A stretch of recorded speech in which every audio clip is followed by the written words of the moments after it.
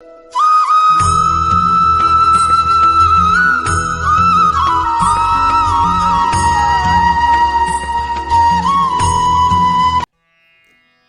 Krishna.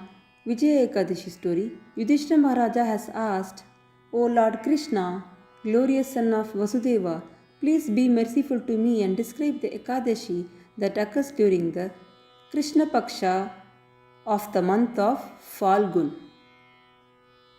Lord Krishna replied, O Yudhishthira, O King of Kings, I shall tell you about this great fast which will give you all types of merits and success in this life and also the next life. That is, the next life indicates after our death. He started telling the following story. Once Narada Muni asked Brahma about Vijaya Ekadashi story. Narada's great father, that is Brahma, replied, My dear son Narada, this oldest of fasting days is pure and it nullifies all sins. And I have never revealed this to anyone until today. But you can understand beyond any doubt that this Ekadashi will give you all the results indicated by its name, Vijaya. Vijaya means victory. So when Lord Rama was exiled to the forest for 14 years, we all know that Goddess Sita was kidnapped by Ravana, and Lord Rama was bewildered like an ordinary man by distress. So while searching for his beloved, the Lord came upon the dying Jatayu. Thereafter he killed his enemy Kabanda. Kabanda was a carnivorous demon. He was killed by Rama and so he was liberated. He was a Gandharva. Gandharva means musician in his previous birth. And Kabanda revealed about Sugriva and how Lord Rama can take Sugriva's help to enter into Sri Lanka. And then Lord Rama and Sugriva, the king of the monkeys, became friends. Together, they collected a grand army of monkeys and bears and sent Hanuman, his minister, to Sri Lanka, where he was able to see Srimati Sita Devi in Ashokavana. And he delivered Lord Rama's message and showed the ring, proving his authenticity for rendering such great service to the Supreme Lord SriRam. With the help of Sugriva, Lord Rama proceeded towards Sri Lanka. Upon arriving at the shore of the ocean with the army of monkeys, he could understand that the water was so deep and it was having ferocious aquatics like sharks, whales. So he was asking Lakshmana, how are we going to cross this abode of Varuna Deva? It is having ferocious animals. How are we going to cross this? Here only the story, actual story starts. Lakshmana replied, the great sage Bakatalabhya lives on an island just 4 miles from here. So we need to go there and see him. He is so aged that he lived for many yugas and he is so wise, and we need to take his darshan and ask him how we can safely reach our goal. So Rama and Lakshmana is proceeding to the ashrama of the Bakatalabhya Muni who lived for yugas. Approaching him, the two lords paid their respects, and then Bakatalabhya, as he was so wise, he immediately understood that it is Supreme Personality of Godhead, SriRama. Immediately he asked, Rama, O best of the human beings, why have you come to my lowly abode? Because Rama is a Maryada Purusha. And the Lord replied, O great Muni, I have come here to get an idea of how do we cross this ocean which is having ferocious aquatics. That's why we are here. For that the sage replied, I will tell you the most exalted of all fasts, observing which you will surely conquer Ravana and be eternally glorified.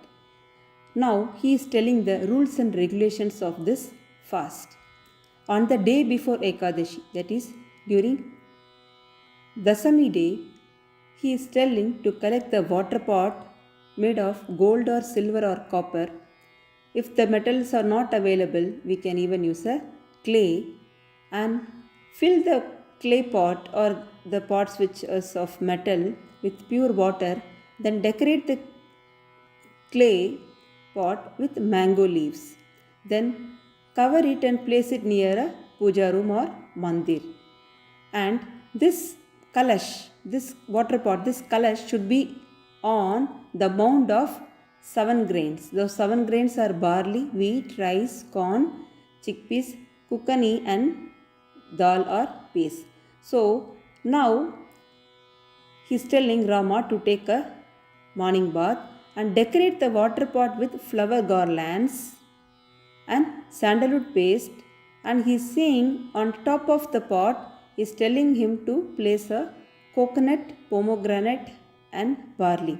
Now he is saying worship the water pot deity. That is, now this kalash become a deity. It is in worshipable form. He is saying offer him dhupa, that is incense, sandalwood paste, flowers, a ghee lamp and a plate of sumptuous foods for Naivedya. Now he is saying to remain awake that night on the day before Ekadashi. That is, even during Dashami night he is telling to remain awake near the pot, and then on top of the lid filled with barley place a golden murti of Lord Sri Narayana. So these are the rules he should follow on the day before Ekadashi, that is on Dasami day. And once Ekadashi dawns, in the morning of Ekadashi, he should take a bath, and then he should again decorate the water pot with sandalwood paste and garlands.